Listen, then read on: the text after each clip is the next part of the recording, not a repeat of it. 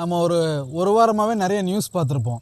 மாம்பழத்துக்கு வந்துட்டு நல்லா விலை கிடைக்கலன்னு சொல்லி விவசாயிகள்லாம் ரோட்டில் கொட்டிட்டு போகிறாங்க, அதனால் பெருத்த நஷ்டமாகுது அப்படின்னு சொல்லிட்டு. சரி, இதுக்கு வந்துட்டு மினிமம் சப்போர்ட் ப்ரைஸ்னு கவர்மெண்ட்டில் அனௌன்ஸ் பண்ணுவாங்களா, அது என்ன ஆச்சுன்னு கேட்குறீங்களா? மினிமம் சப்போர்ட் ப்ரைஸை அமல்படுத்துறதுல நிறைய பிரச்சனை இருக்காது. என்னென்னு பார்த்தீங்கன்னா, ஃபுட் கார்பரேஷன் ஆஃப் இந்தியா மாதிரியான ஏஜென்சிஸ் வந்துட்டு எல்லா இடத்துலையும் வாங்குறதுக்கு அவங்களுக்கு ஃபுல் கெப்பாசிட்டி இருக்காது.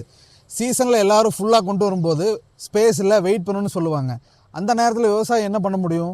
கையில் கேஷ் தேவை, உடனே கம்மி விலைக்கு வியாபாரிகிட்ட விற்றுட்டு போக வேண்டியதுதான். அதுக்கடுத்து பார்த்திங்கன்னா டிரான்ஸ்போர்ட் ப்ராப்ளம்.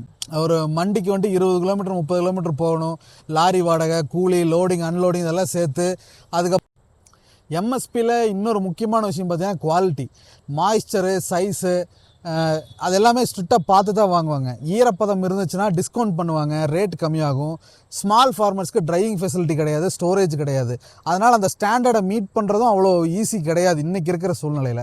அப்புறம் பேமெண்ட் டிலே, கொஞ்சம் பேமெண்ட் டிலே ஆகலாம், இல்லை வந்துட்டு கவர்மெண்ட் நாம்ஸ் படி சில இடங்களில் உடனே கூட கேஷ் கிடைக்கலாம். அங்கே விவசாயிகளுக்கு உடனடியாக கேஷ் பணம் தேவைப்பட்டுச்சுன்னா ட்ரேடர்ஸ்கிட்ட கொடுக்குறதும் இயல்பு தான். அப்புறம் எம்எஸ்பி சில மாநிலங்களில் மட்டும்தான் கரெக்டாக ஒர்க் ஆகுது. பஞ்சாப், ஹரியானா அந்த மாதிரி மாநிலங்களில் நல்லாவே ஒர்க் ஆகிட்டு இருக்குது. தமிழ்நாட்டில் இன்னும் ஃபுல் ஸ்கேலாக ரீச் ஆயிரும். இன்னொரு முக்கியமான விஷயம் பார்த்திங்கன்னா பெரிஷபிள் ஐட்டம்ஸ், மாம்பழம், தக்காளி, இந்த மாதிரியான பொருட்களுக்கு ப்ராக்டிக்கலாக யூஸ் பண்ண முடியுமான்னா அது ரொம்ப கஷ்டம். அது நாளைக்கு கெட்டு போயிடும்.